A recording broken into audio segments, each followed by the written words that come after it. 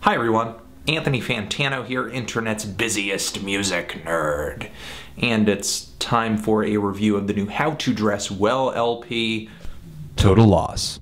To my right, your left, we can see Cal Chuchesta dressed in one of the finest polo shirts known to man, coming straight from the Anthony Fantano Dresses Like a Total Nerd collection, and has no fashion sense whatsoever, which is most likely why he wears graphic tees all the time.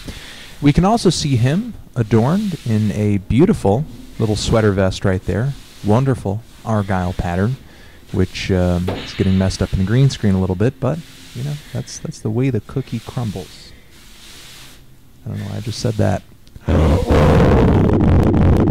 How to Dress Well is the project of singer and producer Tom Krell, who made quite the polarizing full-length debut with the album Love Remains, which he kind of built up to with a series of EPs. And this LP was really great at just gathering attention because of the unique musical and stylistic approach it had. Just incredibly lo-fi recordings of falsetto vocals slathered in reverb, singing over beats, and a very, very clear R&B influence coming through on almost everything he was doing. The album was just dark and murky and moody. It was like listening to Prince going through a severe depression. And I did really like his style, and in a lot of ways you could say that this dude was ahead of the curve when it comes to all of the experimental and forward-thinking R&B artists that are out there right now. But I did not like the recording quality at all. I like the style, I like the direction. I continued to keep my ear to the ground with this project. I was very impressed with the EP that was released shortly after this album, which had orchestral versions of the Suicide Dream tracks off of that Love Remains album that sounded beautiful. Also last year, How to Dress Well was featured on one of my favorite singles of 2011, Active Child's Playing House. The track was just smooth, atmospheric, slow-motion R&B with just sexy as hell vocals, lush and glistening instrumentation with synthesizers that had kind of a retro feel to them. You know, if he could pull off something like that, I know I would like his next album. And with Total Loss, lo and behold, we do get a better recorded and in a lot of ways more realized version of How to Dress Well. Not only that, but the moods between this LP and Love Remains are almost night and day. Love Remains being much more noisy, experimental, and just dark, while this has a really kind of heavenly quality to it. There's still a really strong R&B influence. I would argue that maybe it comes out even stronger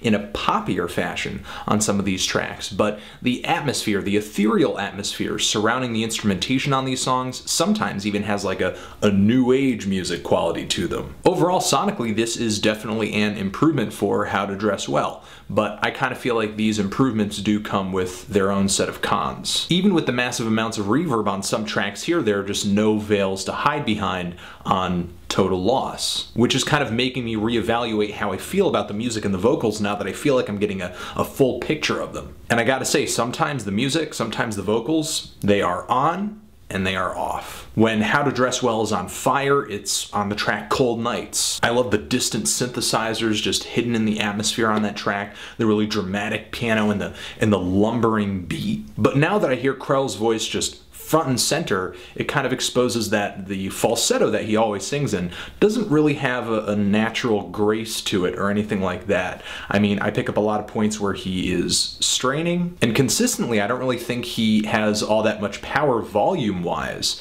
when it comes to singing with this falsetto. There's no real force behind it. Still, that doesn't keep Cold Nights from being a great track for me. Mostly because there are other things to hear and focus on. Later on the LP, And It Was You, just has Krell singing raw over these looped finger snaps, and you just really just hear his voice. That's it. He's singing with a bit more energy, just a bit more get up and go, but he still kind of ends up coming off like a shy Michael Jackson impersonator. I don't know if that appeals to you, but it's not necessarily for me. I can see what he's going for, but it's just not really moving me. So there are songs on here, like fully realized songs, that do feel a little underwhelming, but there are tracks that feel, to me, even more forgettable that don't really have all that much structure to them at all.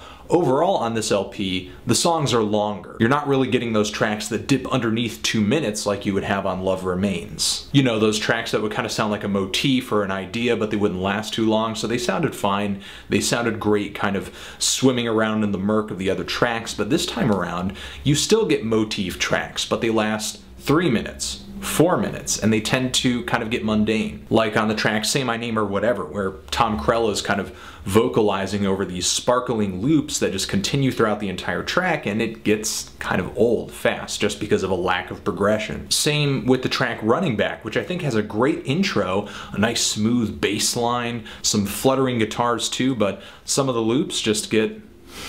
There are just a lot of tracks on here that I felt could have used more progression, more climaxes to stay engaging.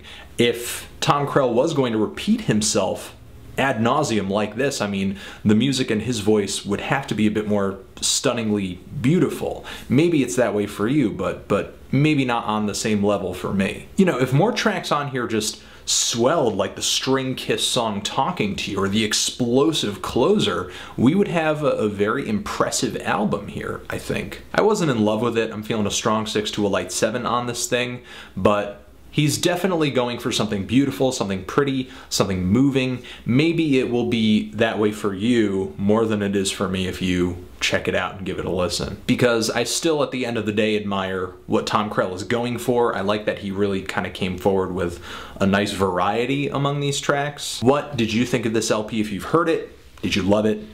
Hate it? Why? What do you think I should review next? And that's it. Tom Krell, How to Dress Well, rhymes. Total loss? Forever.